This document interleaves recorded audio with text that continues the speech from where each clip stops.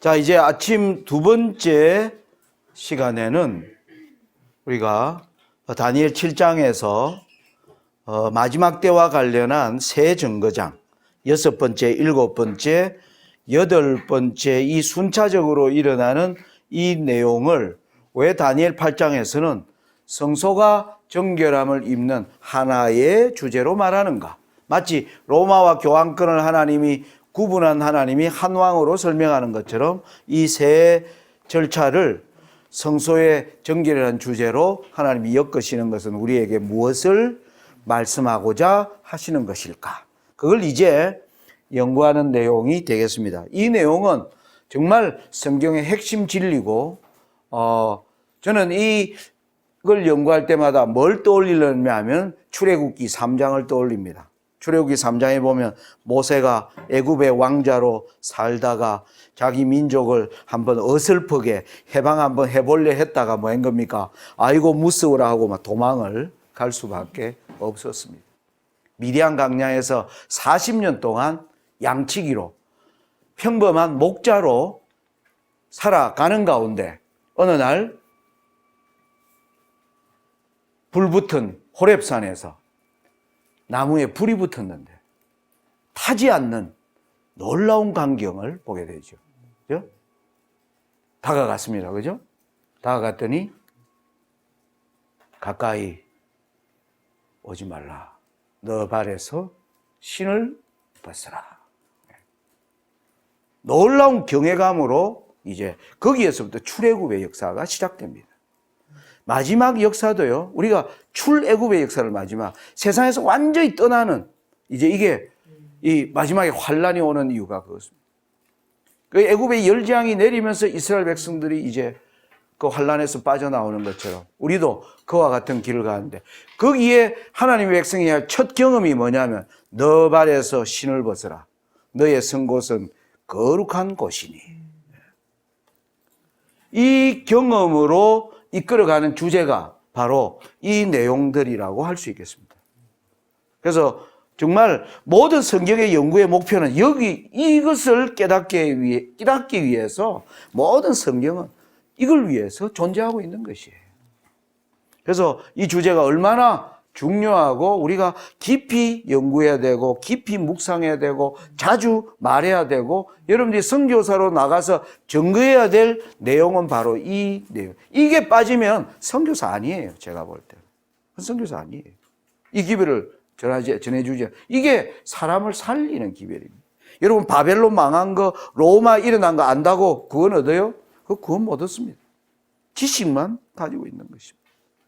네.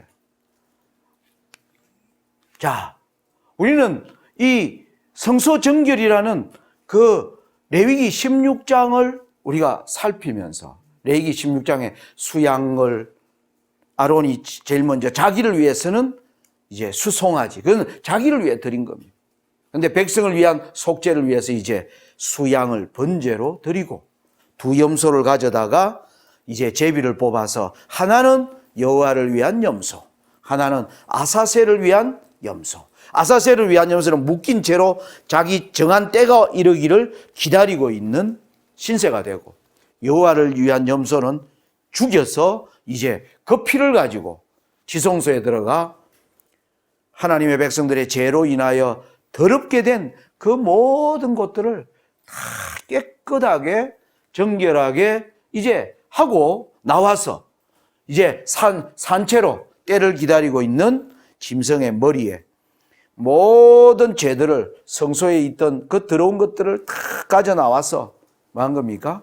이 염소의 머리에 정가시키고 이 염소를 광야에 보내고 난 후에 대제사장은 자기의 옷을 벗고 다시 백성을 다스리는 왕의 옷으로 갈아입는 것으로 이게 끝나는데 이게 보니까 이 순서가 딱 맞더라는 겁니다. 엘렌 G 화이트는 이 초기 문집에서 잘 설명하고 있어요. 여러분들이 이 주제를 연구하려면 초기 문집, 특별히 여러분 초기 문집 후반에 보면 윌리엄 밀러 첫째 천사의 기별, 둘째 천사의 기별, 셋째 천사의 기별, 성소, 마지막 큰 회침 이 주제를 여러분들 자세히 연구하십시오. 아주 놀라운 진리가 거기에 가득 들어 있습니다. 하나님이 직접 엘렌 지 화이트에서 하늘로 올려가지고 화이트이 거기서 본 것을 기록한 것입니다. 화이트는 마지막 때를 위한 하나님이 세우신 놀라운 축복에 우리에게 주신 선물입니다. 그가 이 초기 문집 280에서 281페이지에 이런 얘기를 하고 있는 거예요. 이 성소의 이 모든 것들이 모든 사람의 운명이 생사간에 결정되는 것이다.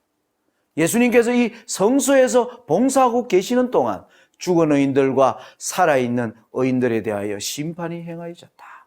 그리스도께서는 그분의 백성들 위하여 대속하시고 그들의 죄를 도말하심으로 인하여 그의 왕국을 받으셨다. 그리고 왕국에 살 거민들이 결정되었다. 이것을 하이브이는 어린 양의 혼인이 이루어졌다. 이렇게 표현을 하고 있습니다. 여기서 제가 연구하다가 왜 여기서 갑자기 어린 양의 혼인, 레위기에도 그런 말이 안 나와요. 어린 양의 혼인이라는 말은. 다니엘서도 나오지 않는 언어가 등장을 하니까 궁금증을 우리가 가질 수밖에. 무슨 근거로 이런 얘기를 할까? 저는 엘렌 지 화이트의 정언을 읽을 때마다 무조건 맞다라고 받아들이지 않습니다. 성경과 비교해보고 성경에 없는 용어가 등장하면 왜 이런 말을 썼는지 따지고 들어가 봐야 돼요. 네. 그냥 맹목적으로 믿는 게 아닙니다. 어린 양의 혼인이 이루어졌다. 그러면서 예수께서 지성소를 나오실 때 나는 그의 예복에서 방울 소리가 나는 것을 들었다. 예수께서는 하늘 성소들에서 잠시 머무르신 후 그가 지성소에 계실 때 고백된 죄악들을 죄의 창시자요 죄의 형벌을 받아 마땅한 사탄에게로 옮기셨다. 예수님이 지금 지성소 마지막 사역을 하는데 저와 여러분이 어떤 기도를 올려야 되느냐면 하나님 제가 용서받고 또 이 죄를 지었습니다. 하나님 이 죄를 미워할 수 있게 해주시고 이 죄를 끊게 해주시옵소서. 제가 이 죄를 정말 끊기를 원합니다. 하나님 도와주시옵소서. 그 기도들을 딱 받은 기도들을 그 죄들을 사단에게 다 하나님이 몰아주면서 우리를 깨끗하게 책임을 사단에게. 그래서 예수님이 그 일을 하실 수 있도록 우리가 그 기도를 드리고 거기에 합당한 삶이 뭔가를 말씀을 통해서 배우는 게 지금 우리가 살아가고 있는 목적이에요. 그래서 이 예수님이 지성소에 계실 때 고백된 죄악들을 죄의 창시자요 죄의 형벌을 받아 마땅한 사탄에게로 옮기셨다. 그리고 나서 나는 예수께서 그의 제사장 예복을 벗고 당신의 최고의 왕권을 표시하는 옷을 입으시는 것을 보았다. 엘렌 지 화이트는 다니엘 7장에 심판이 시작되고 성도들의 모든 죄악들을 짐승에게 옮기니까 짐승이 정한 때를 기다리고 이제 올라오면 옮기고 그리고 나서 예수님이 옷을 갈아입는데 다니엘 7장은 그것을 왕권 인자가 나라를 받는 것으로 나온 겁니다. 그런데 엘렌 지 화이트는 그것을 또 어린 양의 혼인이 이루어졌다. 이걸 이제 찾아보니까 어린 양의 혼인식은 무엇을 의미하는가? 계시록 19장 7절에 이런 말씀이 나옵니다. 같이 한번 읽겠습니다. 시작. 우리가 즐거워하고 크게 기뻐하여 그에게 영광을 돌리세 어린 양의 혼인기약이 이르렀고 그 아내가 예비하였으니. 어린 양의 신부가 누구인가? 신부가 누구인가? 이제 그걸 보니까 계시록 21장에 신부의 정체가 나옵니다. 같이 읽겠습니다. 시작. 이리 오라 내가 신부 곧 어린 양의 아내를 너게 보이리라 하고 성령으로 나를 데리고 크고 높은 산으로 올라가 하나님께로부터 하늘에서 내려오는 거룩한 성 예루살렘을 보이니.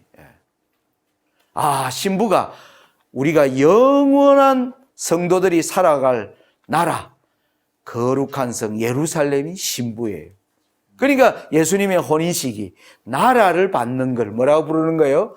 어린 양의 혼인식이야. 그래서 엘렌 지 화이트이 초기 문집에 어린 양의 혼인이 이루어졌다 하는 것은 요한계시록의 모든 것을 담고 있는 내용인 거예요. 자, 그러면 어린 양의 혼인식은 무엇을 의미하는가?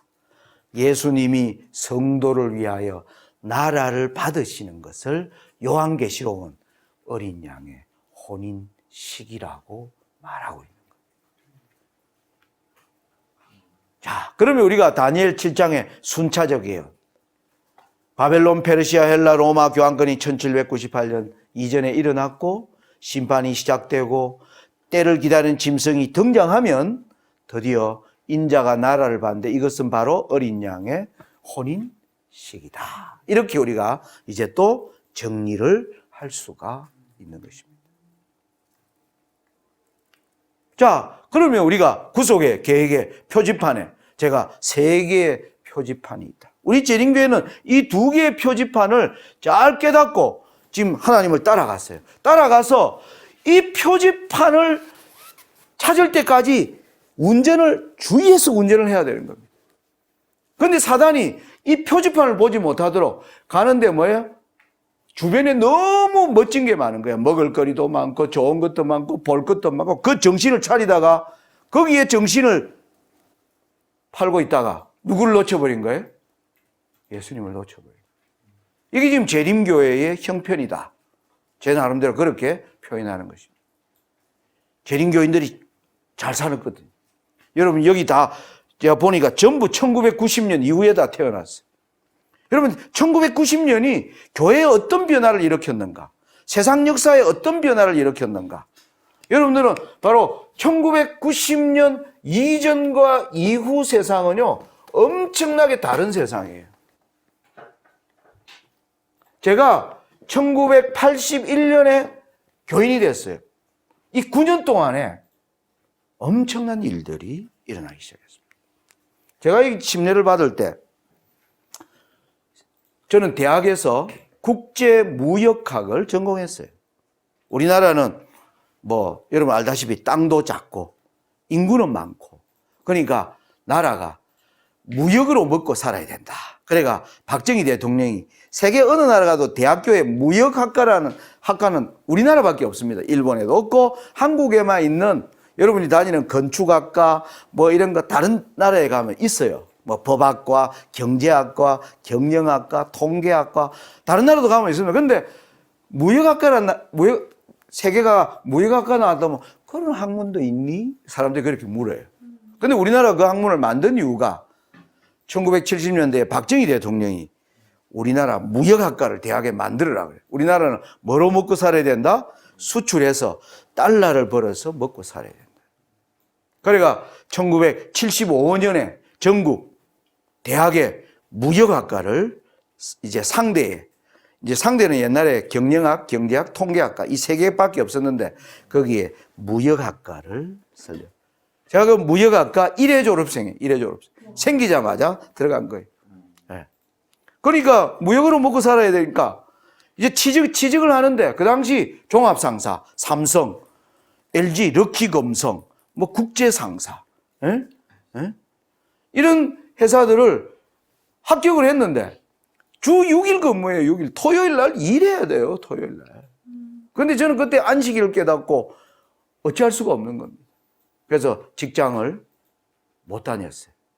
그런데 그 이후에 제약회사, 약을 만드는 회사에서 토요일을 격주로 쉬게 해주는 회사가 있어요. 제가 타협해가지고 일단 거기 해서 그 회사에서 나중에 안식일에 쉴 수 있도록 이제 그 허가를 받아서 제가 첫 직장을 그렇게 시작해요. 근데 아무튼 안식일 지키기가 굉장히 어려운 시절이에요. 그때 안식일 지키려면 오로지 유일하게 안식일을 평안하게 지키려면 시조사에 들어가든지 아니면 목사가 되든지. 저보고도 그 당시 많은 교회분들이 상백씨 신학가 가서 목사 돼. 그렇게 하는데 제가 신학과를 안 갔어요. 왜 안 갔을까? 월급이 너무 작더라고 보니까. 그때 내가 월급을 대학을 졸업하면 받는 돈이 32만 원 받았는데 신학대학 졸업하면 월급이 9만 8천 원 준다고 그래요. 그래서 내가 아이고 이 월급 받고 어떻게 살아? 나 못 살아. 예? 정말 그래서 저는 신학과를 가지 않았어요. 일단은 돈이 충분히 있어야 되겠다. 아무튼 어려운 시절이었습니다. 근데 90년대는 세상이 변화되는 시대였어요. 여러분, 이때만 하더라도 세계는 소련과 미국이 딱 세계를 양분하고 있었습니다. 소련은 사회주의, 미국은 자본주의. 아주 첨예하게 대립되어 있었습니다. 세계가 딱 두 조각 나 있었어요. 지금 독일이 통일되기 전입니다. 독일은 동독, 서독, 우리나라가 남한, 북한으로 분리되어 있는 것처럼 독일이 분리되어 있었습니다. 독일 동쪽에 오늘날 폴란드, 체코슬로바키아, 루마니아, 헝가리 뭐 이런 나라들이 전부 공산주의 국가였어요. 그게 1990년 이전까지 그래요. 그런데 1990년에 오는 1989년에 동독과 서독이 통일이 됐어요. 그러면서 90년대에 사회주의 유럽 국가들이 다 자본주의 국가로 와르르르 무너지기 시작했습니다. 세계가 깜짝 놀랐어요. 이야, 사회주의와 자본주의의 전쟁에서 자본주의가 이겼다. 미국이 그때 막 세계를 향하여 미국의 자본주의가 봐라, 이렇게 멋지다. 전 세계를 향하여 미국을 따르라. 그래서 아메리칸 드림, 아메리카 드림. 미국에 오면 뭐 한다? 꿈이 있다.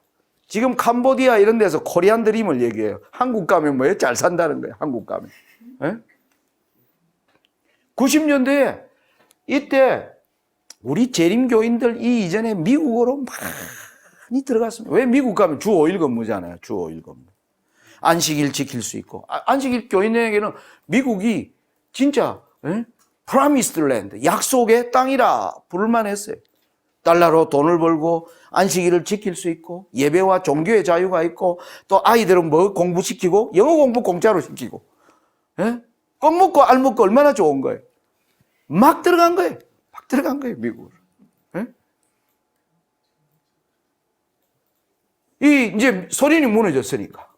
거기에다가 이제 뭐예요? 1995년에 이거 인터넷이라는 게 나온 거예요. 이야, 이거는 막 세상을 놀랍게 만들어버렸어요. 전 세계를 그냥 하루아침에 뭐예요? 인터넷에서 www만 치면 뭐예요? 착 연결이 돼가 저쪽 세상의 이야기가 확 들어오는 거예요. 이야, 사람들이 뭐예요?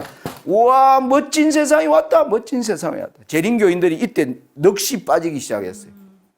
이때 한국에는 또 뭐가 있었냐면 이전에는 뭐예요? 월급 받으면 돈으로 받아요. 제가 옛날에 32만 원 받으면요. 어떤 애는 1,000원짜리 320장을 집에 가서 세할래요. 월급 32만 원 확실히 맞는가? 혹시 31만 9천 원 들어왔는가 싶어가지고 잘 세할래요. 그런데 80년대 말에 한국도 크레딧 카드라는 게 나온 거예요. 크레딧 카드. 그 당시 아메리칸 익스프레스 카드를 딱 꺼내면요. 사람들이 우와 하고 부러워했어요. 그러니까 우리는 딱 지갑에서 돈 내는데 카드로 돈 내면 사람들이 존경하고. 내가 그때 우리 친구 동창회 갔는데 그 한 친구가 오늘 파티값 내가 낼게 이러더만 뭘 처음 돈을 안 내고 우리가 옆에서 그건 뭐야 그거? 아메리칸 익스프레스 카드래. 사람들이 막 환호했어요. 새로운 시대가 온 거예요. 새로운 시대. 이거는 돈도 안 내고 그냥 먼저 쓰는 거야. 그 친구는. 우리는 갖고 다니는 지갑에다가 오늘 파티 있으면 10만 원 챙겨가야 되는데 그 친구 카드만 떡 들고 와서 뭐 하는 거예요? 미리 탁 돈 내고. 야, 어떻게 이런 세상이 있나? 이제는 물건을 사도 뭐 한 거야. 옛날에는 야, 냉장고 사라. 10만 원 다 내야 되는데 10만 원, 여러분 30만 원 5년을 할부로 드릴게요. 무이자로 드리겠습니다. 뭐 이런 게 막 생기니까 여러분의 엄마, 아빠들이 뭐예요? 여보, 우리도 냉장고 삽시다. 테레비 삽시다. 응? 그래, 전부 뭐예요? 빚으로. 나중에 집도 뭐예요? 20년 할부, 집. 20년. 아파트 멋지게 지어놓고 뭐예요? 여러분 한 달에 20만 원씩 내고 20년 동안 갚으세요. 그러니까 전부 여러분의 엄마, 아빠들이 전부 뭐예요? 빚을 내서 뭐 한 겁니까? 전부 집을 산 거예요.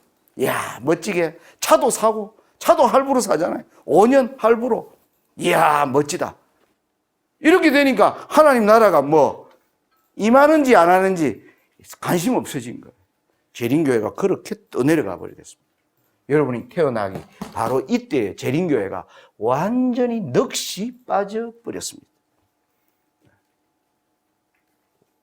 그리고 또 그 당시 한국 교회는 1990년대 말에 우리나라도 미국처럼 주 5일 근무 제도가 도입된다. 그러니까 교회가 뭐였느냐?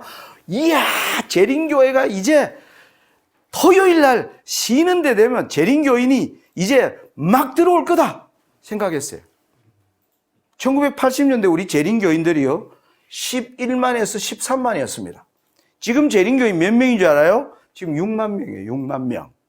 재림교인이 팍 줄어버렸어요. 절반으로 줄어버렸어요. 이때 우리 재림교회가 착각한 게 있어요.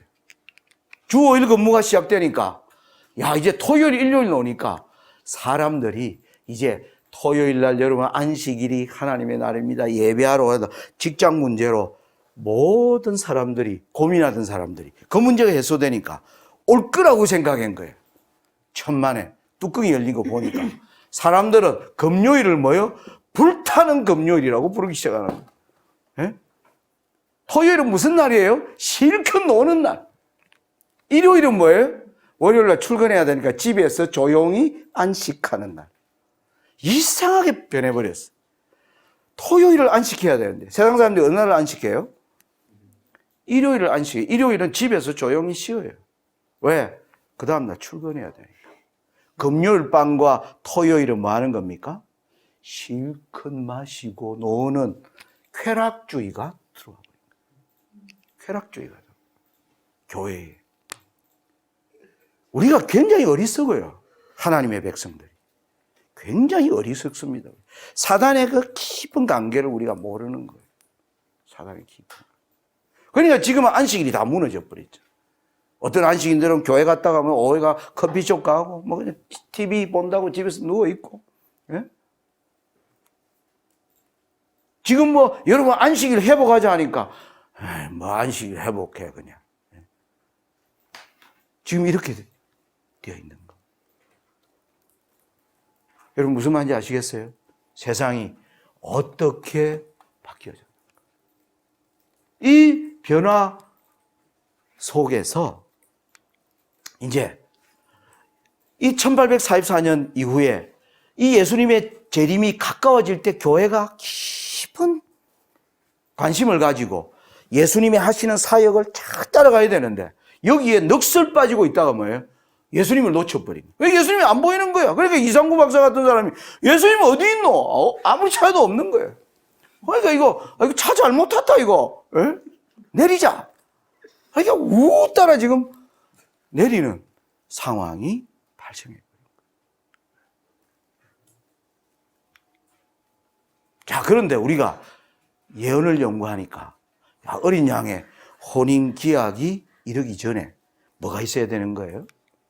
짐승이, 죽임을 당한 짐승이 등장을 해야 되는 게 다니엘 7장 순서에서 우리가 보는 것입니다. 이 짐승이 등장을 해야 이 짐승에게 다 전가시키고 왕의 옷으로 갈아입어요. 그러니까 우리 시대에 이 짐승이 등장했다면 우리가 지금 정신을 바짝 차려야 되는 겁니다. 정신을 바짝 차려야 돼요. 끝이, 종점이 다 왔다는 거예요. 100년 이상 왔는데 사람들이 이 종점이 도대체 어디야 이러는데 다 왔다. 종점이 보인다. 라는 신호가 바로 이 예언을 연구하면서 우리가 여기서 긴장의 끈을 어떻게 조여야 되는가 하는 것을 생각하게 하는 것입니다. 여러분 여기서 이제 여러분 알아야 돼요. SDA 우리 교회의 모든 성경을 해석하는 토대를 여러분 다시 한번 세워야 할 필요가 있습니다. 제가 나름대로 정리한 거예요. 우리 재림교회는 선악의 대쟁투라는 성경적 명제를 가지고 성경을 보는 교회예요. 여러분이 보는 일반 개신교회, 장로교회나 이런 교회는 이 선악의 대쟁투라는 개념이 없습니다. 선악의 대쟁투라는 게. 그냥 아담으로부터 우리가 먹지 말라는 거 먹어가 인간의 죄악이 시작돼가 이 인간이 이렇게 지금 힘들게 살고 있다. 뭐 이 정도로 이해를 해요. 그런데 재림교회는 이것이 어디서부터 비롯되고 어디로 가는가에 대한 선악의 대쟁투라는 이 명제를 가지고 우리는 이 성경을 해석합니다. 선악의 대쟁투라는 명제를 하나님이 누구를 통해서 주셨는가? 바로 엘렌 G 화이트를 통해서 주신 것입니다. 우리는 엘렌 G 화이트의 예언의 신을 보면서 선악의 대쟁투가 참으로 성경이 가르치는 아주 중요한 핵심 가치라는 걸 깨닫게 된 것입니다. 이 명제는 몇 가지를 합니다. 첫째, 하나님은 인간 이외에도 지성이 있는 존재를, 즉 우주금인 천사들을 창조하신 것을 우리는 성경을 통해서 압니다. 하나님은 우주를 만드시고 이 우주 가운데 수많은 곳에 지적인 존재들을 하나님이 창조하셨다. 이게 중요한 첫 번째 명제입니다.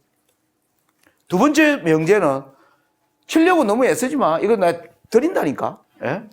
자, 모든 지성이 있는 존재들은, 하나님이 만든 모든 지성이 있는 존재들은 이성적이고 독립적인 선택의 능력을 가진 존재로 하나님이 창조하셨다는 거예요. 거기에는 하나님을 떠날 자유도 있는 거예요. 하나님은 모든 지적 존재에게 자유를 주신 거예요. 자유.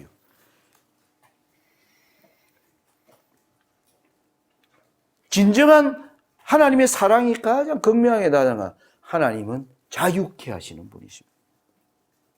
고린도 후서 3장 17절에 하나님은 영이시니 하나님의 영이 계신 곳에는 자유함이 있느니라.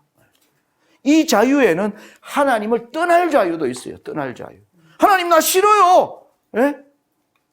떠날 자유까지 주신 거예요. 놀라운 자유를 주신 거예요. 그런데 이 자유를 준 존재 가운데 일부가 하나님께 반역하기로 선택하였다는 것입니다. 그것은 우리는 바로 새벽별 루스벨이 어떻게 하늘에서 떨어졌는가? 우리는 이사야 14장, 에스겔 27장을 통해서 사탄이 그 거룩한 존재가 어떻게 하나님에게서 떠나 이렇게 오늘 우리를 이렇게 집요하게 타락하게 하는 그 놀라운 그 사악한 존재로 변화될 수 있는가? 이해할 수, 옛날에 그 거룩했던 천사가 어떻게 저 모양으로? 이건 선악의 대쟁투의 명제를 가지고 성경을 보지 않으면 이해할 수가 없는 것입니다. 사단이 어떻게 하나님을 떠났을까요? 사탄이 어떻게 하나님을 떠났을까요? 에스겔 27장을 보면 사탄을 이렇게 얘기합니다. 인자야 두로 왕을 위하여 애가를 지어라. 그는 하나님의 뭐예요? 거룩 천사였다 하면서 그가 아름다웠다. 지혜로웠다. 무역이 풍성하였다. 그가 너무나 아름다움으로 마음이 교만해졌고 그가 너무나 지혜롭기 때문에 자기의 지식을 더럽혔다. 이런 얘기들을 하면서 하나님을 떠나게 된 이야기를 합니다. 사탄은 천사들 중에 아마 이 루스벨이라고 하는 천사는 여러분 우리가 여기 사람들을 보면 사람들마다 재주가 있죠. 어떤 사람은 찬미를 너무 멋지게 잘 그럼 우리가 야 너는 어떻게 그 노래를 그렇게 멋지게 해. 어떤 사람은 뭐예요? 은혜로운 이야기들을 잘 사람마다 어떤 사람은 뭐예요? 집을 잘 지어요. 응? 뭐 기술이 좋아요. 어떤 사람은 사람마다 다 이 재주가 있어요. 이 사탄은 모든 게 뛰어난 존재였어요. 노래도 우리 말하면 노래도 잘하고 일도 잘하고 그리고 뭐예요? 뭘 가르쳐 주면 깨닫는 것도 뭐예요? 아주 뛰어나고. 그러니까 천사들이 그를 향하여 야, 너는 참 뭐예요? 정말 칭찬을 받는. 어느 날 우리 백설공주 얘기에 나오잖아요. 거울을 보면서 거울아 거울아 세상에서 누가 제일 예쁘니? 예? 누가 제일 예쁘니? 사단이 거울을 보면서 나만큼 예쁜 존재가 없구나. 나만큼. 그래서 자기 마음에 내 같은 수준이라면 하나님 떠났어도 뭐 할 수 있겠다? 잘 살 거야. 나아가서 더 잘할 수도 있을 거야. 라는 생각이 사탄의 마음에 생기기 시작한 것입니다. 하나님 떠났어도 잘할 수 있겠다. 그걸 천사들에게 퍼뜨린 거예요. 우리 하나님이 만든 질서가 아름답고 그 가운데 사는 것도 좋지만은 우리가 한번 새로운 질서를 만들어 보는 게 어떨까? 거기에 성경은 하늘 천사 3분의 1이 거기에 따라갔다라고 나옵니다. 하늘 천사 3분의 1이. 그게 얼마나 매력적이었는가? 얼마나 하나님을 떠나서 멋진 세상 만들어 봐요. 좋은 아이디어 아닙니까? 그래 안 그래요? 예? 멋진 세상 만들어 보죠. 우리도 멋진 세상, 하나님을 떠나서. 근데 하나님은 너희는 나를 떠나서는 아무것도. 이 모든 우리가 이렇게 탁월해지고 이 모든 것은 하나님의 선물입니다. 우리의 모든 선물은 하나님으로부터 받는 것입니다. 계속 하나님께로 우리는 받아서 발전하는 존재예요. 떠나면 그 순간 뭐예요? 집 떠나면, 하나님 떠나면 뭐예요? 무적행위로 가는. 하나님 떠난 상태를 무적행위라고 불러요. 왜 사단을 무적행위라고 하는가? 무적행위. 무가 뭐예요? 없설무예요. 저는 바닥이 없는 거예요. 한번 추락하는데 뭐예요? 추락하면 바닥이 있어야 되는데 계속 뭐예요? 추락하는 것입니다. 사단이 처음에 떠날 때 오늘처럼 욕골 되려고 떠났을까요? 네? 저와 여러분을 유혹해가지고 어떻게든 멸망에 빠뜨리는 그런 일이나 하려고 사단이 하나님을 떠났겠느냐 말이에요. 그가 떠날 때 그렇게 생각 안 했습니다. 하나님을 떠나서 하나님의 율법 아닌 자신의 법으로 세상을 멋지게 만들 수 있을 거라고 생각했는데 그는 수천 년의 세월이 흐르면서 오늘 자신의 모습은 뭐예요? 바닥 없는 곳으로 지금 뭐예요? 사단은 여전히 지금 뭐 추락 중이다. 추락 중이다. 계속 추락하고 있다. 여러분 이게 우주 거민 중 일부가 하나님께 반역하기로 선택하였다. 하나님은 선택을 자유를 주셨기 때문에 선택을 존중하십니다. 자, 그런데 이 지구는 그 이후에 하나님이 지구를 만드신 거예요. 지구는 인류 전체가 선택해버리고 사단의 길을 따르고 이게 하늘에는 3분의 1이 따라가고 우주에는 3분의 1이 따라가고 3분의 2는 하나님 편에 있는데 이 지구는 전체가 하나님을 떠나버린 것입니다. 큰 난리가 지구 우주에서 비상사태가 삐삐 하나님 큰일 났습니다. 이거 큰일 났습니다. 예? 경고음이 있을 때 하나님은 그때 이 하나님은 뭐예요? 미래의 우주에 다시는 반역이 없게 하는 확실한 방법으로 이 문제를 해결하겠다고 나서십니다. 그게 아담을 찾아오신 거예요. 아담을 찾아오고. 아담에게 벌거벗은 그들에게 뭐예요?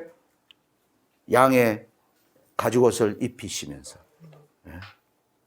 여자의 후손이 뱀의 머리를 상하게 할 것이다 라는 그것으로 하나님이 이 다시는 반역이 없게 하는 확실한 방법으로 이 문제를 해결하신다. 이게 우리가 선악의 대쟁투라는 우주적 이 성경적 명제를 여러분들이 잘 이 사상에 가지고 우리는 성경을 탐색해야 하는 것입니다.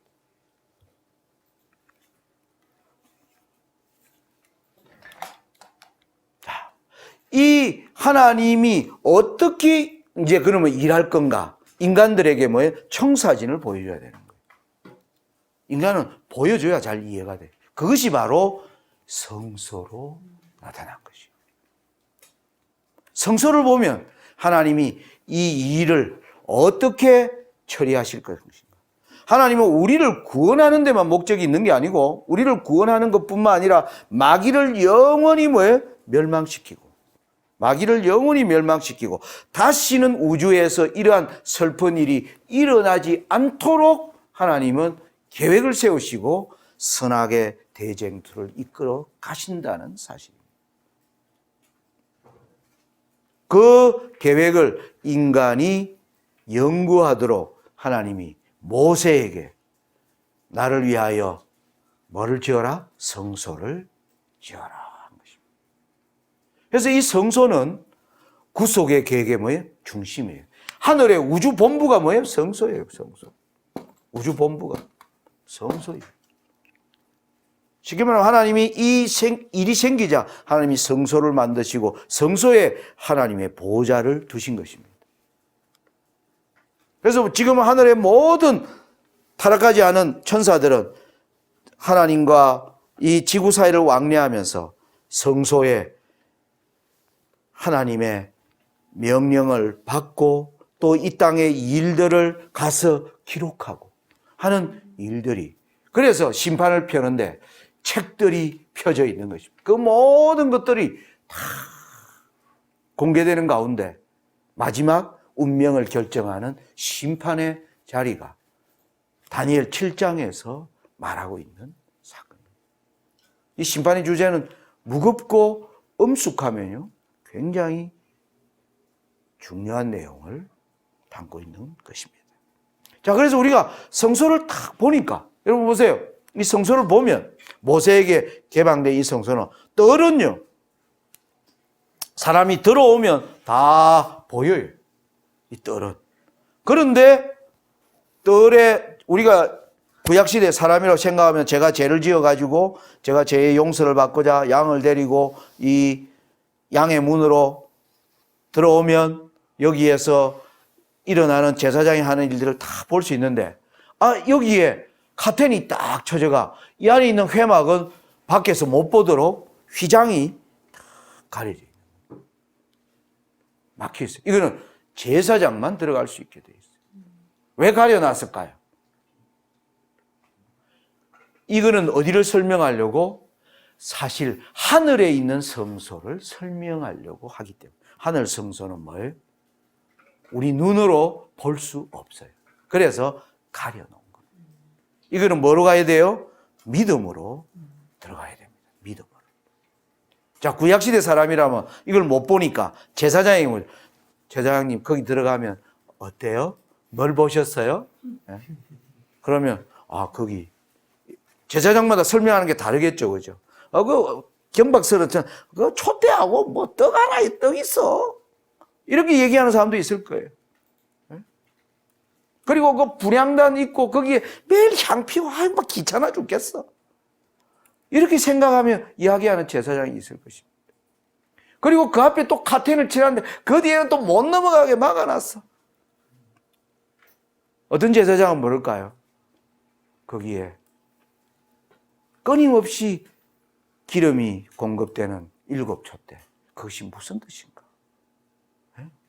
매일 거기에 안식일마다 깨끗한 떡을 6개씩 12개로 진열하는 그리고 분향단 위에 매일 향을, 왜 하나님이 그렇게 하시는지 거기에 대하여 깊이 생각하고 하는 사람들이 있을 것입니다.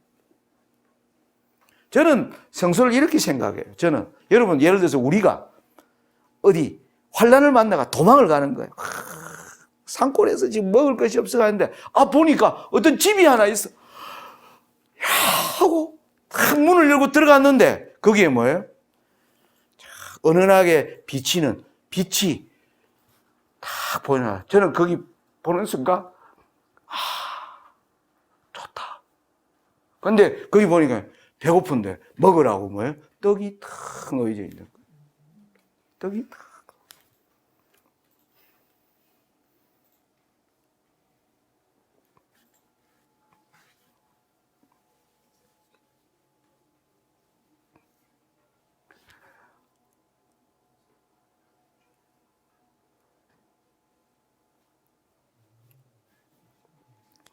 이 성소를 어떻게 보는가는 사람마다 다릅니다.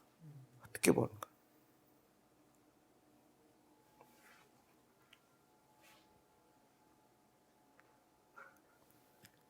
이 하나님 그래서 가려놓은 거예요.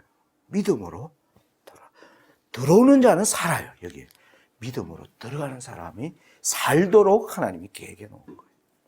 믿음으로 들어가야 돼요. 그래서 이게 들어가면 이게 이제 첫 번째 휘장이에요. 들어가면 이 안으로 들어가면 또 휘장이 있는 거예요. 두 번째 휘장이 있는 것입니다. 여기에 또 관심이, 여기만, 제사장들이 여기밖에 못 들어가. 제사장이 들어가서, 이 안에 대제사장 아론이 들어가서, 거기서 뭘 보셨나요? 거기서 뭘 보셨습니까?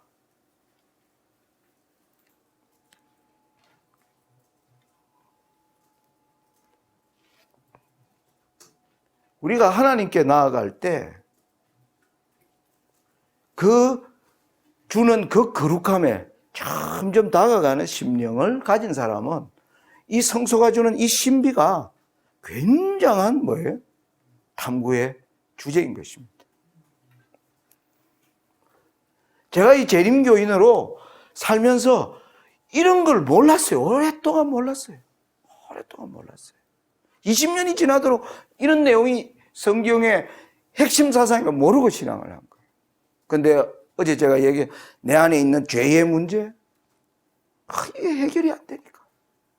하나님이 어떻게 해야 됩니까? 정말 예수님, 고마우신 예수님인데 자주 예수님께 또 예수님을 실망시키는 일을 너무 자주 하는 거예요. 너무 자주 하는 거예요.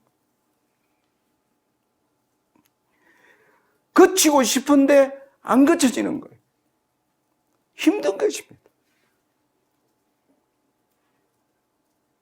그러한 영혼들이 이 안에 들어와서 고민하는 거예요. 어떻게 할 것인가?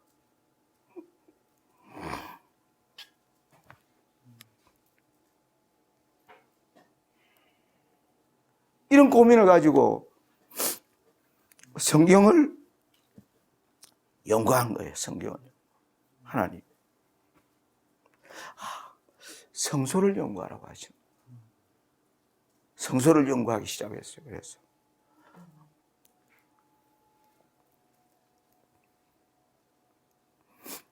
그랬더니 그 속에 놀라운 빛이 흘러나오는 것을 보기 시작합니다.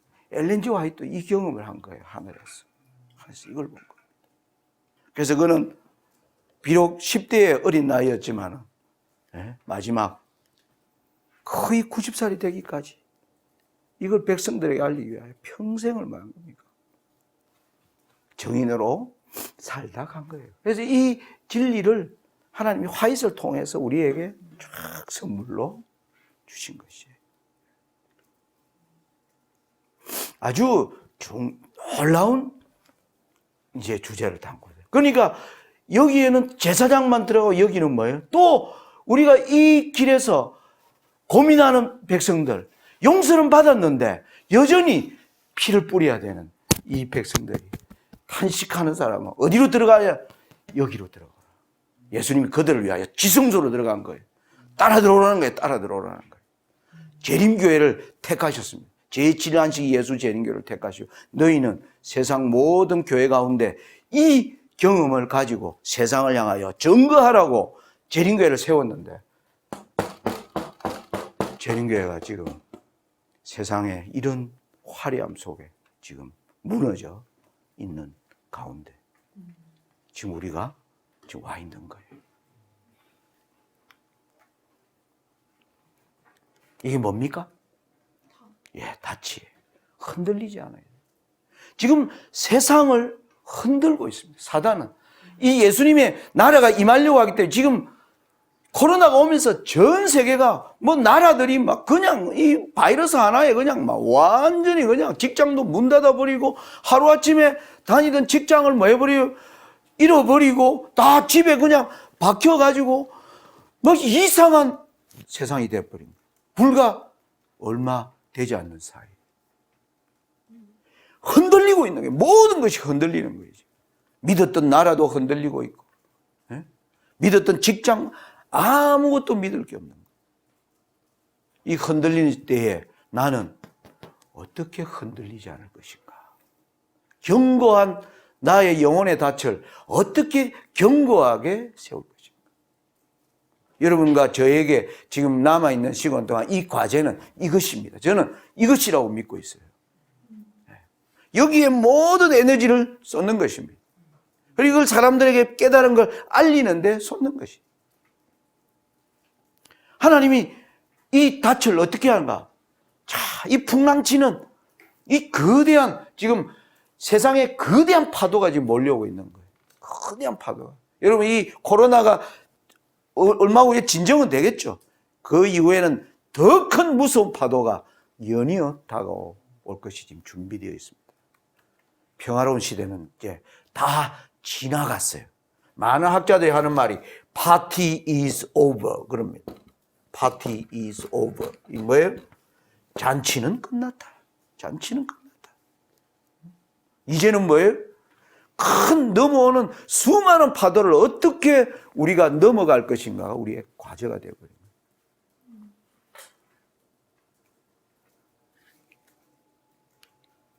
히브리서에 놀라운 말이 있어요. 히브리 6장 19절과 20절에서 우리가 이 소망이 있는 것은 영혼의 닷 같아서, 영혼의 닷이 있는 것입니다. 튼튼하고 견고하여 어디로 들어가? 휘장 안에 들어가나니. 이게 견고한 닻입니다. 지금 흔들리는 세상에서요, 흔들리지 않게 닻을 내리는 것은 튼튼하고 견고하여 휘장 안으로 들어가는 것이다 라고 얘기합니다. 어떤 휘장인가?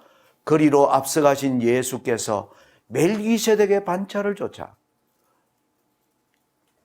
영원히 대제사장이 되어 우리를 위하여 들어가셨느니라. 예수님이 들어가신 그 휘장을 따라 들어가라는 거예요. 그러면 살아요. 이게 이 시대의 노아 방주예요, 사실. 이게 방주입니다. 설계해 놓은 거예요. 거리로 안 들어가면 다 죽어요, 다 죽어요. 다 죽습니다.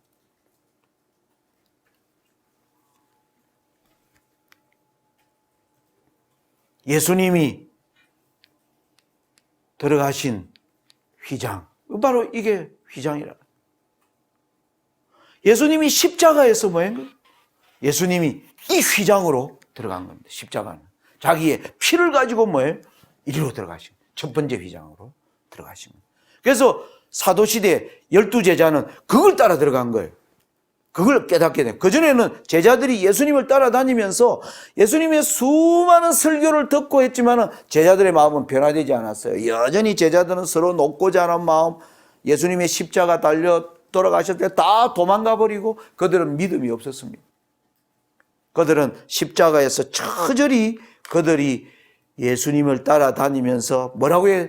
예수님이 죽을지언정 우리도 같이 죽겠습니다. 우리가 절대 예수님을 떠나는 일은 없을 겁니다. 정말 그 진심이었어요. 그런데 자신들은 그 믿음이 하나도 없음을 십자가에서 보게 되었어요. 선생은 죽었고 자기들은 이 모양 이꼴로 우리는 이제 어떻게 살 것인가. 절망 가운데 있었습니다. 그런데 3일 만에 부활한다는 말은 그들에게 믿어지지 않았어요. 믿어지지 않았습니다. 인자가 사흘 후에 살아난다 해도 그들은 믿지 않아요. 그런데 막달라 마리아는 믿고 있었습니다. 새벽에 일찍 갔습니다. 무덤이 비어 있어요. 그래서 예수님을 만난 겁니다. 나를 만지지 마라. 내가 아직 아버지께 갔다 와야 돼. 제자들이 가서 예수님을 만났다. 제자들 그래도 못 믿어요. 베드로 달려가서 보니까 무덤이 그냥 비어 있는 겁니다. 드디어 예수님이 그들을 찾아오십니다. 부활한 예수를 본 거예요. 그때 비로소 예수님의 죽음의 의미를 제대로 이해하는 거예요. 예수님이 왜 죽으셔야 하는가? 우리의 죄를 위하여 피를 흘리실 필요가 있는 거예요. 생명을 대신 드려야 돼요. 우리의 값이 생명이에요. 우리의 죄값이 생명이에요. 그걸 지불하기 위해서는 생명이 바쳐져야 된다. 제자들이 그걸 깨달은 거예요. 그러면서 40일 동안 성경 공부를 한 거예요. 모세와 선지자의 글과 시편에 쫙 예수님에 대한 제자들이 이제 그때 비로소 성경 연구가 이제 제대로 된 거예요. 네? 배우니까 뭐 예수님이 내가 하늘로 가서 첫째 휘장 안으로 들어가야 할 필요를 제자들이 그때 알게 된 겁니다. 그때 알게 된 거예요. 너희들도 믿음으로 따라 들어오는 그 경험을 예수님이 떠나가면서 너희들은 예루살렘을 떠나지 말고 이곳에서 뭐예요? 능력이 임하기까지 기도하라. 뭘 위해서 기도했는지 압니까? 예수님이 휘장 안으로 들어가는 것에 대하여 자신들도 따라가게 해달라고 기도한 겁니다. 그랬더니 성령이 내렸어요. 성령이 내렸어요. 거기에서 초대교회가 탄생된 것입니다. 이 휘장 안으로 들어간 자들을 죽여버리기 위하여 엄청난 핍박이 이루어진 거예요. 핍박해도 안 되니까 뭐예요? 아까 새로운 평안한 시대, 멋진 시대를 만들어서 교회를 하고요. 예수님은 그 이후에 지성소로 둘째 휘장으로 들어가시는 이 모든 사역이 성경의 고비마다. 이 재림교회도 완전히 여기에서 떠나게 하기 위하여 지금 뭐예요? 자본주의의 풍성함을 줬더니 재림교회도 완전히 그냥 넋을 잃고 우리의 사명. 입으로는 새천사기별, 입으로는 새천사기별한데 새천사기별의 경험과 삶은 교회 가운데 없어져 버린 거예요. 없어져 버린 거죠. 선지자의 말도 듣지 않습니다. 하나님 앞에 정결하게 살기 위하여 어떻게 음식을 가려 먹고 이런 것에 대하여 사람들이 생각지 않습니다. 하나님께서 왜 이런 일들을 우리에게 잘 준비되게 하기 위하여 여러 가지 면으로 여러분을 아끼시는 부모님은 뭘 챙깁니까? 야, 옷도 이렇게 입어. 그렇잖아요? 음식 먹으면 야, 이건 몸에 안 좋아. 이건 먹어. 그 심정이 하나님의 그 정원 속에 다 들어있는 것입니다. 못해요. 우리가 가장 안전하게, 가장 건강하게, 가장 하나님께 영광을 돌릴 수 있을까? 그게 바로 엘렌 G 화이트를 통해서 주신 수많은 정원의 겉면들이 우리에게 주어집니다.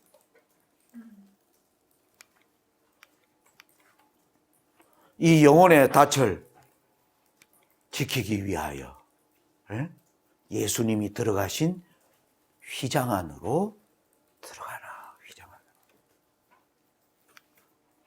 자, 우리는 그 휘장 안으로 들어가면 바로 속죄를 위하여 피를 뿌리는 곳이 있습니다. 바로 여기 피 없이는 히브리 9장에는 이 성소는 피 없이는 아니하나니 이는 자기와 백성의 허물을 위하여 드리는 것이라. 이걸 위하여 다시 피 뿌림이 있어야 되는 것입니다. 제사장들이 항상 첫 장막에 들어가고 둘째 장막 1년에 1차 하루만 들어가도록 되어 있다. 평소에는 어디다 피를 뿌립니까? 바로 분향단 뿔에 피를 바릅니다.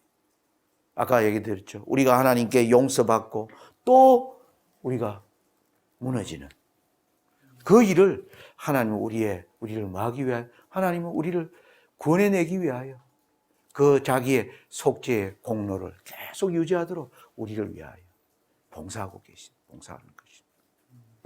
사단은 저거 더 이상 하나님의 백성 아닙니다. 생명책에서 완전히 지워버리십시오. 예수님은 우리를 위하여 은혜의 시간을 주고 계세요. 그런데 언제까지 이 상태로 머물 수는 없습니다. 예수님은 바로 이 속죄소 위에 피가 뿌려져야 될 것이다.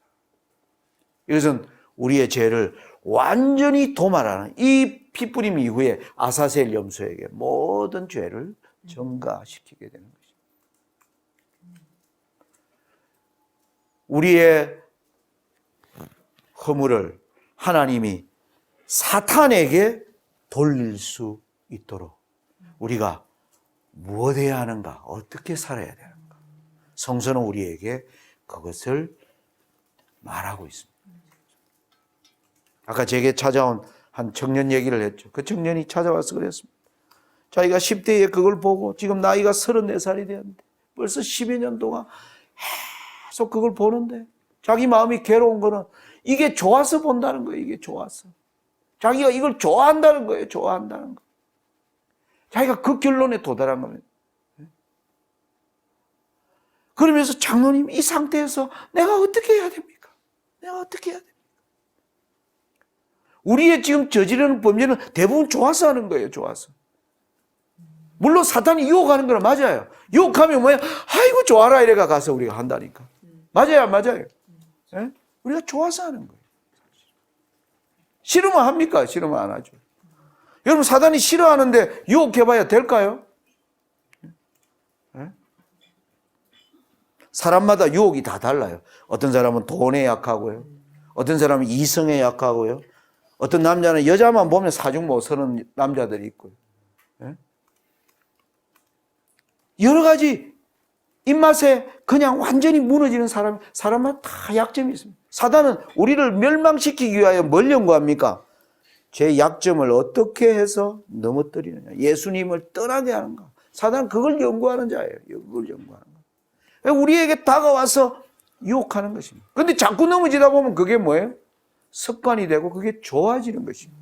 이 청년이 와서 얘기하는 거 그게 자꾸 넘어지는데 지금은 자기가 그걸 좋아한다는 사실에 장로님 죽겠다는 거예요. 어떤 때는 혼자 있으면 그걸 보고 싶어 죽겠대요. 보고.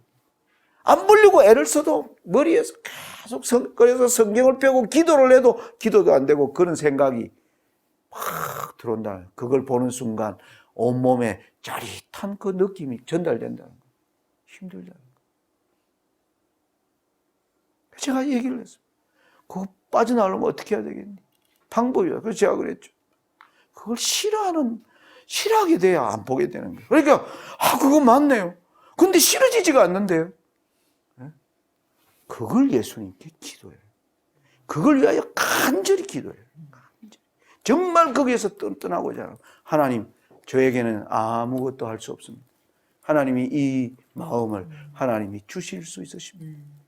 이 청년이 성경을 그 이후에 그 일을 해결해 전화가 왔어요. 장로님 고맙습니다. 고맙습니다. 예수님이 우리 안에 이 일이 이루어지도록 예수님이 지금 우리를 그때까지 뭐하고 계세요? 붙잡아 주고 계세요. 붙잡아 주고 계세요. 우리 마음에 그걸 싫어하는 마음이 생겨나기까지. 이건 내가 만들어가는 마음이 아닙니다. 사탄이 우리를 끊임없이 이거는 예수님께 성령을 간구하면서 투쟁으로 얻어야 하는 것이에요. 하나님이 주시는 선물이에요. 하나님이 주시는 선물이에요.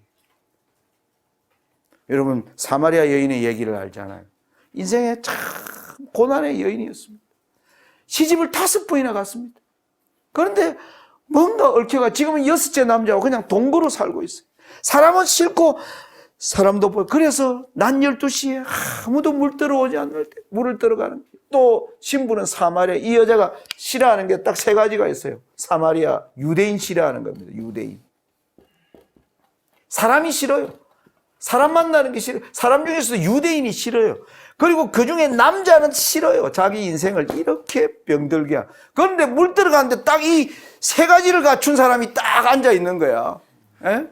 딱 보니까 남자가 앉아있고 보니까 또 유대인이야. 사람 안 만나려고 하는. 여자가 마음에 확 기분이 털렸어요. 평소 같으면 뭐예요? 앉아있으면 물 드셨어요? 물 한 잔 주고 얘기도 안 합니다. 에이, 기분 나빠요. 물만 뜨고 가죠. 가는데 예수님이 한마디 하죠. 그대가 하나님의 선물과 지금 너게 물 달라는 이가 누구인 줄 알았다면 너가 그에게 물을 달라 하였을 것이다. 그 얘기를 합니다. 여자가 물 달라 했을 때 예수님 물 한 잔 주면 되잖아요. 여자는 왜 당신은 말이야 유대인으로서 사마리아의 여자 나에게 물을 달라. 여자가 짜증을 내잖아요. 예수님이 여자가 물 뜨는데 물 한 잔 주시오 하면 주면 되잖아요. 그래 안 그래요? 맞죠, 그죠? 근데 여자가 뭐라 그래요? 말이야, 유대인 주제에 말이야, 이거 앉아가지고 물 달래, 기분 나쁘게. 이렇게 여자가 대답한 거예요. 그러면서 물도 안 주고 뭐예요? 가는 거예요. 그 두레박이 없으니까, 두레박 간 사람이 줘야 먹지. 우물은 깊어가지고, 어디 예수님이 타고 내려갈 수도 없고. 상황이 그렇지 않습니까, 여러분? 생각해봐요. 인생이 얼마나 살아온지. 네? 그 낮 12시에 목이 말라 앉아있는 사람에게 자기가 뚜레박 갖고 있어요. 그것도 물 한 잔 달라고 하는데 줘야지. 그렇게 뒤틀린 인생이었습니다. 그렇게 뒤틀린 인생이었어요. 구제불능이죠. 구제불능. 그 여인에게 예수님이 가는 뒷모습에 그대가 하나님의 선물과 너게 물 달라는 내가 누구인 줄 알았다면 너가 나에게 물을 달라 했을 것이다. 여자가 지나가다가 희한한 사람, 하나님의 선물, 하나님의 선물에 대하여 뭐 알고나 하는 얘기. 내가 인생 살면서 하나님의 선물 받으려고 지금까지 살았는데 내가 요 모양 요 꼴로 살고 있는데 네가 지금 뚜레박도 없어서 물 한 모금 못 먹고 앉아있는 주제에 네가 지금 내한테 하나님의 선물을 얘기하는 거야? 이런 마음이 여자의 마음속에 딱 생긴 거야. 그래서 여자가 뭐라 하냐, 이 우물은 깊은데 그리고 너그 조상 야곱이 지은 건데 너는 야곱의 후손이 내가 뚜레박도 없으면서 네가 어떻게 내게 물 준다는 거냐. 예수님께 시비를 걸었어요. 네가 야곱보다 크냐? 그 성경에 보면 그렇게 네가 야곱보다 크냐? 뚜레박도 없이 지금 물 달라는 주제에 예수님을 그렇게 공박을 했습니다. 그런데 예수님이 뭐라 그래요? 네가 주는 물은 목마르거니와 내가 주는 물은 영원히 목마르지 아니하는 물을 말하고 있다. 여인이 깜짝 놀란 겁니다. 뭐 목마르지? 그런 물 있으면 진짜 내가 그런 물 있으면 평생을 그 물 찾아서 살았는데 내가 지금 인생이 요 모양 요 꼴로 그 물 먹었으면 좋겠다라고 자기도 모르게 그 물 있으면 내게 달라 했더니 예수님이 당장 하는 말이 네 남편 데리고 오라는 거예요. 네 남편 데리고. 여자가 그래서 확 들렸죠. 뭔 남편? 남편 없어? 그렇게 대답했어요. 그랬더니 예수님이 뭐예요? 지나가지 않아요. 그래 맞다. 네가 남자 5이 있었고 지금은 동거하고 사니 남편 없다는 말 맞네. 예수님이 그걸 물고 늘어집니다. 여인의 아픈 과거를 드러내세요. 예수님. 이걸 하나님께 고백할 줄 알아야 돼. 이 여인이 그걸 토해내도록 예수님이 이 여인을 데리고 가는 장면. 여인이 딱 보니까 자기의 비밀을 알고 있는 거예요. 여러분 여자가 그렇게 결혼하면 주변 사람들은 그 여자가 하도 남자를 바꾸니까 저 남자가 5번째, 6번째 아무도 잘 몰라. 자기만 알아요. 정확히 예수님이. 여인이 뭐라고 그래요? 내가 보니 선지자로 서이다. 그렇게 얘기합니다. 여인이 자기 앞에 서 있는 분이 자기의 모든 비밀을 알고 계신 한 분이 자기 앞에 서 있는 걸 발견한 거예요. 예수님을 선지자로 인정하면 안 돼. 그래서 예수님은 그 여인과 대화합니다. 여인이 이제 예수님께 묻죠. 선지자라고 인정하면서 이제 예배에 대하여 우리는요 저 그리심산에서 예배 드리고 당신들은 저 예루살렘에 와야 된다는데 꼭 예루살렘에 가야 되는 사마리아인이 볼 때 유대인들도 우리와 똑같은 사람인데 꼭 예루살렘에 가야 되는. 사마리아인들과 유대인들의 이 투쟁의 가장 본질의 문제가 그거였거든. 유대인들은 이 더러운 놈들아, 너희들 예배는 다 가짜야. 우리 예배가 진짜야. 이렇게 와야 하나님께 간합돼. 그런데 사마리아인들이 보니까 적어도 죄인이지만 유대인들도 저거와 똑같거든. 그러니까 뭘 예루살렘까지 가냐. 그냥 거리짐산에 가짜 백이라도 이어서 우리는 예배 드리란다. 오늘날 여러분 일요일 교인들이 그러잖아요. 여러분 안식일 논쟁을 보면 오라. 근데 너가 들어가 보니까 너그 예배에 뭐 뛰어난 게 있니? 그냥 나는 일요일 날 예배 드리란다. 수많은 개신교들이 지금 그렇게 예배 드려요. 안식일을 알아도. 왜? 깨달았다고 가보니까 너 깨달은 너거는 뭐 잘난 게 있네. 맞아요. 사마리아인이 그렇게 얘기한 겁니다. 예수님이 네 말 맞다 그래요. 그러나 하나님은 신령과 진정으로 예배하는 자들을 찾으십니다. 곧 이때라. 때를 얘기합니다. 그러니까 여자가 그거는 메시아가 오면 이루어지지요. 그런데 내가 너게 말한 내가 그 사람이니라.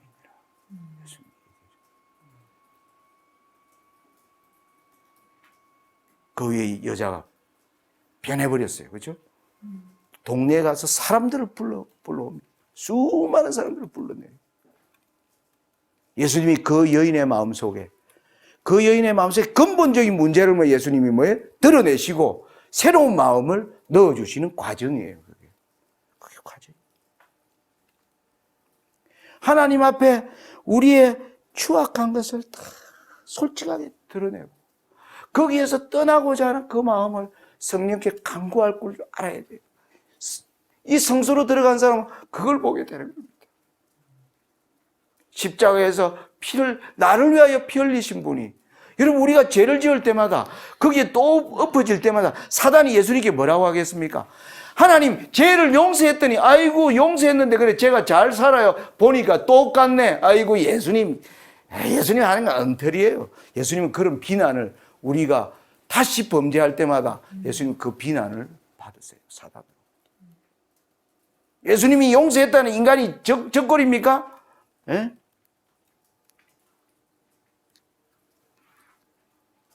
어떤 때는 저는 사단이 이렇게 한다고 봐요. 자꾸 죄를 저지르는 거 예수님 때문입니다. 예수님 때문에. 예수님이 자꾸 용서해 주니까 저것들이 이제는 뭐예요? 간이 커져가지고 지금 죄 짓는 거 아니에요. 자꾸 용서해 주지 말고 빨리 죽여버리세요. 사단이 요구하는 건 그거예요. 예수님은 아니다. 불에서 꺼낸 거슬린 나무가 아니에요. 예수님은 그 비난을 받으시면서 우리를 뭐 한 겁니까? 붙잡으세요. 그걸 우주의 모든 존재들이 그걸 보는 겁니다. 사단의 참소를 들으면서 예수님의 이 사역이 과연 어떤 결과를 맺을 것인가? 그 공로를 받은 사람들이 하늘 생명책으로 이름이 올라갈 것인가? 아니면 영원한 그것을 뭐예요? 판결해야 되는 것입니다. 이 조사심판이 왜 있어야 되는지 여러분 이해되시죠? 네? 끊임없이 넘어지는 문제에 대하여 예수님과 사단 사이에 큰 논쟁이 있는 것입니다. 예수님은 그가 열매 맺을 거야. 반드시 열매 맺을 거야. 내가 그를 위하여 그래서 중보하고 있어. 사탄은 아닙니다. 예수님의 용서는 별 소용없습니다. 자꾸 용서해 주니까 더 죄만 더 짓잖아요. 예?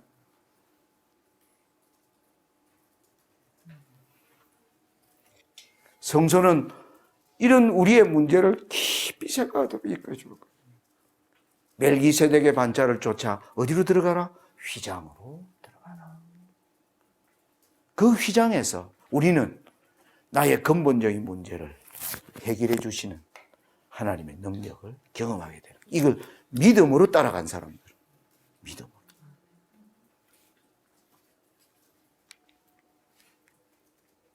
침례요한이 그래서 이런 기별을, 이미 도끼가 나무 뿌리에 놓였으니 좋은 열매 맺지 아니하는 나무마다 찍혀 불에 던지우리라. 지금은 사역이 맞춰지려고 하기 때문에 모든 우리는 나무예요. 하나님 나는 포도나무여 너희는 가지라. 또 무화과나무 무는 많은 나무의 비유로 거기에 지금 도끼가 찍혔어요. 여기서 열매 맺지 않는 걸 뭐예요? 다 찍어서 불에 던지는 이 시대가 지금 일어나고 있는 우리 시대입니다. 이게 예언을 통하여 우리가 얼마나 가까웠는지를 예언을 통해서 우리가 공부하게 될 것입니다. 이제 우리가 저녁부터 다니엘 7장과 8장을 기본으로 이제는 정말 어려운 다니엘 11장을 우리는 이제 연구하게 될 것입니다. 그래서 여러분들이 구원에 얻는 방법은 하나님이 만드신 길을 뭐 하는 게 따라가는 것입니다. 하나님이 만들어 놓으신 길을 잘 연구하면 따라가는 게 살 길입니다. 무슨 말인지 아시겠어요?